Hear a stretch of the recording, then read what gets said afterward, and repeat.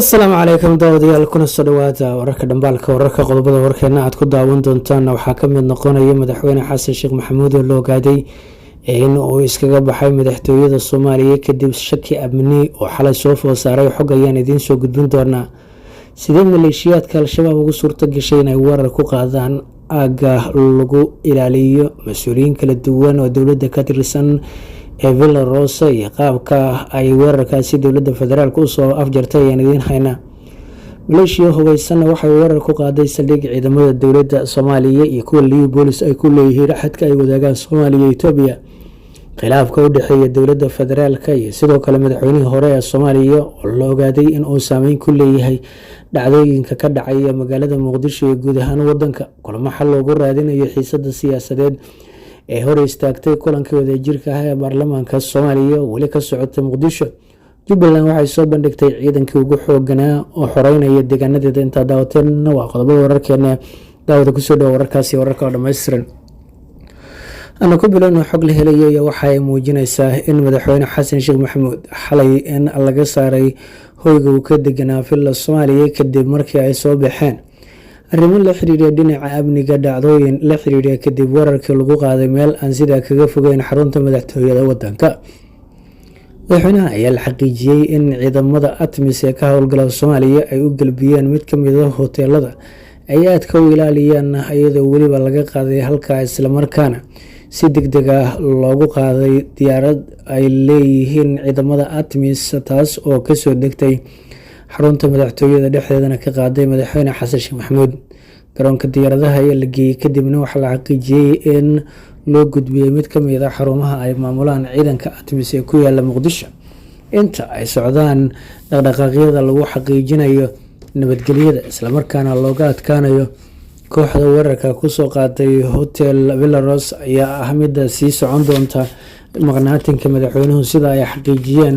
ilaa ka tirsan madaxtooyada soomaaliya.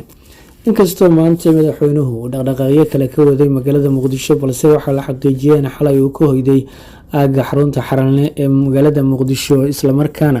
ay ciidamada atmisna si gaara ammaankiisa u hayeen. qaar kamid a ciidanka dowladda ayaa la xaqiijiyey in saacado ay badan ku mashquulsanaayeen habka la xiriira sidii loosoo afjari lahaa weerarka lagu qaaday hotel ku yaala aagga madaxtooyada soomaaliya, kaas oo sida la sheegay ay in muddaaba ku hareereysnaayeen ciidamada dowladda federaalk. qaar kamid a ciidanka dowladda ayaa saacado badan waxay ku qaadatay in ay tagaan hotelka weerarka lagu qaaday kadib markii ciidamada nabad sugidda soomaaliya iyo sirdoonkuba ay hor istaageen. sida ay xaqiijiyeen ugu yaraan 16 saacadood ka badan ayayna ku qaadatay ciidamada dowladda inay yareeyeen rasaasta ka socota gudaha hotelka islamarkaana ay qaar kamid a toogtaan raggii weerarka soo qaaday. xubnaha la weeraray islamarkaana ku dhaawacmay weerarkaasi waxaa kamid ah wasiirka wasaaradda amniga gudaha soomaaliya maxamed sheekh cali doodisho iyo xubno kale oo dowladda ka tirsan oo kamid yahay wasiir dowlaha wasaaraddaasi. qaar kamid a mas-uuliyiinta weerarkaasi ka badbaaday ayaa waxay sheegeen in tani ay tahay mid muujinaysa dayacii ugu ballaarnaa oo dhinaca amniga islamarkaana ka jira magaalada muqdisho, kaasoo u baahan in lagula xisaabtamo dowladda dhexe ee soomaaliya. waxaa sidoo kale weji kala yeeshay qaabka ay suurtagal u tahay in kooxdan ay gudaha ugu soo gashay islamarkaana ay u weerartay xaruntan islamarkaana ah meel aada loo ilaaliyo oo ay degan yihiin mas-uuliyiin kala duwan oo ka tirsan dowladda federaalk soomaaliya. saraakiisha booliiska waxay sheegeen inay soo afjareen weerarka islamarkaana uunan wax dhibaato ah uunan gaarsiinin inta ay ku howlanaayeen soo gabagabeyntiisa marka laga reebo dadka horey ugu dhintay iyo kuwa ugu dhaawacmay qaraxyadii iyo weerarkan marka la fulinayay. si walba ahaatee arrinta ayaa waxaay gelisay cabsi weyn villa soomaaliya iyadoo madaxweyne xasan la xaqiijiyeen oo iskaga baxay oo uu banaanka kaga hoyday, waxaana la aaminsan yahay in madaxweynuhu uu dib usoo laaban karo marka weerarkaasi lasoo afjiro. sidoo kalena guud ahaanba meesha laga saaro cid walba oo loo arko inay ahayd mid gacan ka geysatay. khilaafka u dhexeeya dhinaca kale taliyaha waa khilaafka u dhexeeya mas-uuliyiinta dowladda federaalk iyo madaxweynihii hore ee soomaaliya ayaa wararku tilmaamayaan inuu yahay mid saameyn weyn ku yeeshay amniga magaalada muqdisho kadib markii ay soo baxeen warar tilmaamayeen madaxweynihii hore ee soomaaliya maxamed cabdulaahi farmaajo uu bilaabay qorshe uu ku hakinayo dagaalada ka socda koonfurta ee bartamaha Soomaaliya isla markaana uu adeegsanayo siyaasiyiin iyo shakhsiyaad ka tirsan saraakiisha dowladda ayaa waxaa soo ifbaxay tuhun la xiriira in dhacdooyinka amniga ka dhacaya caasimadda ay yihiin kuwo ay ku lug leeyihiin xubno ka amar qaata madaxweynihii hore ee Soomaaliya islamarkaana saaxiib la taliyaha ciidanka booliiska guud ee Soomaaliya General Xijaar ayaa ahaa saaxiibka koowaad ee madaxweyne Farmaajo waxaana ahaa sarkaalkii dhowr jeer isku dayay in la hor istaago doorashadii baarlamaanka iyo sidoo kale dhaarantii xildhibaanada labada gole ee baarlamaanka dalka.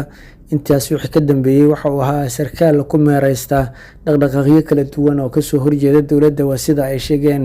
ila wareedyo lagu kalsoon yahay. Waxaa laga dalbaday dowladdu inay meesha ka saarto sarkaalkan islamarkaana shaqada laga cayriyo iyadoo ruux kale lagu bedelayo. Waxaana la aaminsan yahay in madaxweynihii hore ee Soomaaliya Maxamed Cabdullaahi Farmaajo uu taleefan kula soo hadlay saraakiil kala duwan islamarkaana uu ku wargeliyay inay ka jiiftaan oo aynan si gaar ah u sugaynin ammaanka si ay u dhacaan dhacdooyin abuuri kara in dadku ay niyad jabaan islamarkaana aynan kalsooni badan u qaadin madaxweyne xasan sheekh maxamuud oo xilligan talada dalka haya.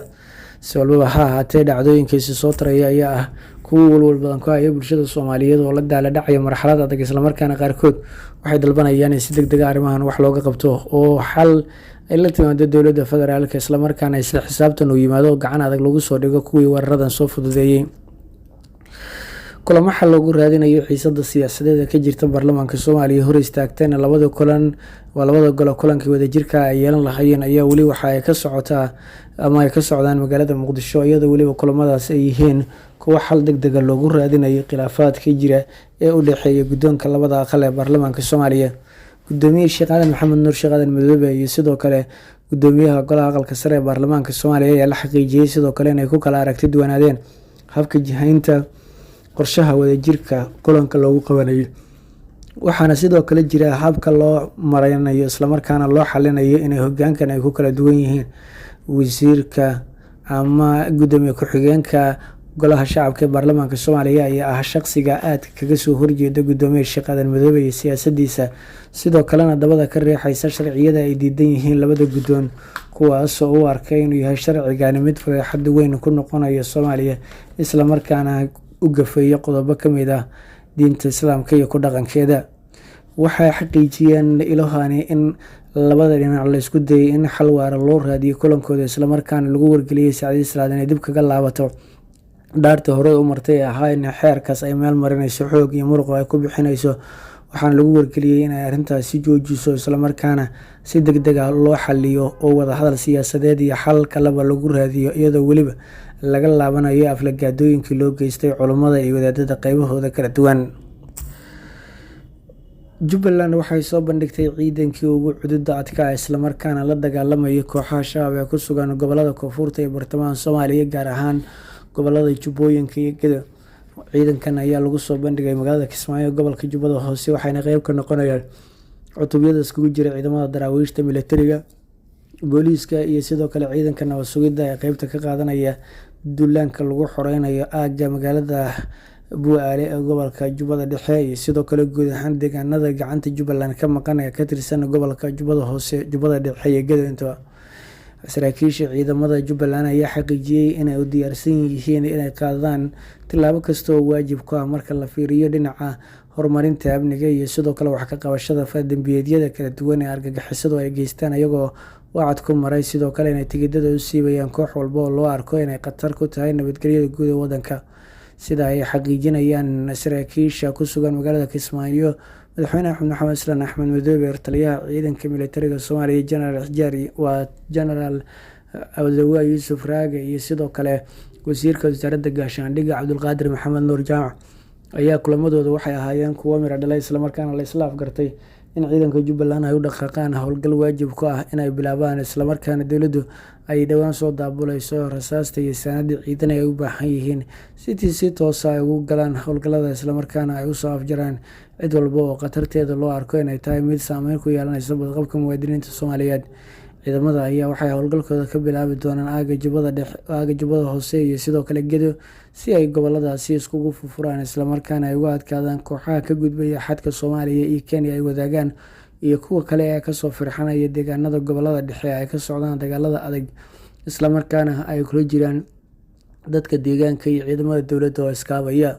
Si walbaba ha ahaatee dadaalada ka socda magaalada Kismaayo ayaa sidoo kale waxay qeyb ku soo aadayaan xilli uu jiraan dhaqdhaqaaqyo xooggan oo ka socda xadka ay wadaagaan Soomaaliya iyo Itoobiya kadib markii weerar lagu qaaday saldhigga ciidamada dowladda iyo sidoo kale kuwa dowlad deegaanka Soomaalida ay ku leeyihiin xadka aagga magaalada Ceelberde ee gobolka Bakool, halkaas oo ka dhacay dagaal khasaare dhimasho iyo dhaawac badanba geystay islamarkaana ah weerar ay kooxdu kusoo qaaday saldhigga ciidanka dowladda Soomaaliya iyo kuwa dowlad deegaanka Soomaalida